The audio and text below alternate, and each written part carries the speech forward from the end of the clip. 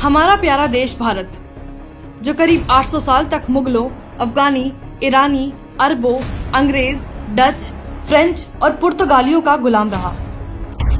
गुलामी के इस कालखंड में 600 साल राज करने वाले वो सुल्तान थे जिन्होंने बड़े स्तर पर भारतीय संस्कृति को खत्म किया, नरसंहार किए, मंदिर और मठ तोड़े, जबरन धर्मांतरण किया और अंत में देश के धर्म के नाम पर टुकड़े हो गए। दूसरी तरफ 200 साल राज करने वाले वो अंग्रेज थे जिन्होंने देश को जमकर लूटा। करीब 2.5 करोड़ भारतीय इन शताब्दियों में अकाल के दौरान भूख से मर गए। अनेक जातियों और पंथों में हमें बांट कर रख दिया।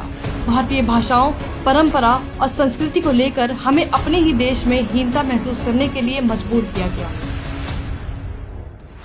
जब आजादी मिली तो लगा अब भारत अपने खोए वैभव को फिर से प्राप्त करेगा, लेकिन वामपंथी इतिहासकार हमारी किताबों में गुलामी का एजेंडा ही आगे बढ़ाते रहे और हमारी सभ्यता खत्म करने वालों को ही महान बताते रहे।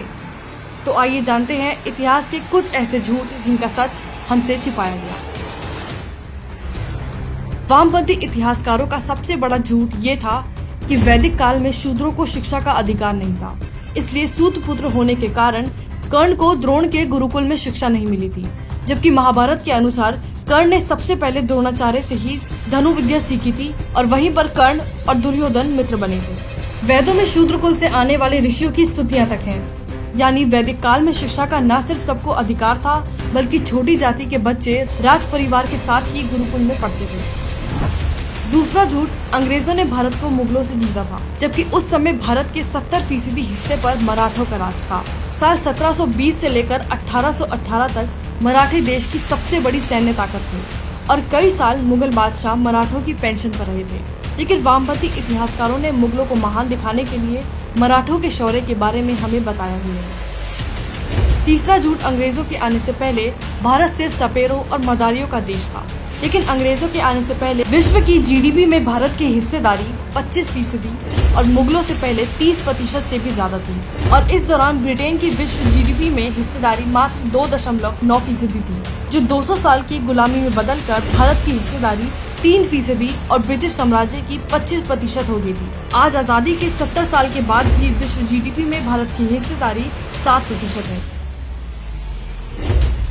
इसके बाद सबसे बड़ा झूठ ये है कि अंग्रेजों ने भारत को विकसित किया, देश में रेलवे का जाल बिछाया, जबकि अंग्रेजों ने भारत से करीब $45 ट्रिलियन चुराए थे और आर्य द्रविड़ के नाम पर हिंदुओं और भारत में फूट डाली। वामपंथी ही कहते हैं कि अगर अंग्रेज भारत नहीं आए होते तो हमारी शिक्षा प्रणाली विकसित नहीं हुई होती। लेकिन आपको बता दें कि अंग्रेजों और मुगलों के आने से पहले भारत में नालंदा, तक्षशिला, कांची, विक्रमशिला जैसे कई विश्वविद्यालय भारत में थे, जहाँ पूरे विश्व से लोग शिक्षा लेने के लिए आते थे। नालंदा की लाइब्रेरी में तकरीबन 90 लाख पांडुलिपियां और हजारों किताबें रखी हुई थी। इसके बाद दूसरा सबसे बड़ा विश्वविद्यालय था तक्षशिला, जो 800 साल तक अस्तित्व में रहा। भारत आज विश्व का एकमात्र जीवित प्राचीन सभ्यता वाला देश है। जब विश्व कपड़े पहनना नहीं जानता था, तब भारत हड़प्पा सभ्यता में असंख्य मूर्तियां, बैल, नंदी, मातृ देवी, बैलगाड़ी और शिवलिंग बना रहा था, जो चित्रकला, स्थापत्य कला, मूर्ति कला का बेजोड़ उदाहरण है। भारत को छोड़ के दुनिया का कोई भी देश आक्रांताओं को महान नहीं बताता होगा, लेकिन हमें वामपंथी इतिहासकारों ने यही पढ़ाया ताकि हम हमेशा मानसिक गुलाम रहे और कभी अंग्रेज तो कभी इटली वालों को राज देते रहे। इसलिए हीनता के इस बहाव से बाहर निकलिए, अपने देश, पूर्वज, इतिहास और संस्कृति पर गर्व कीजिए। वंदे मातरम।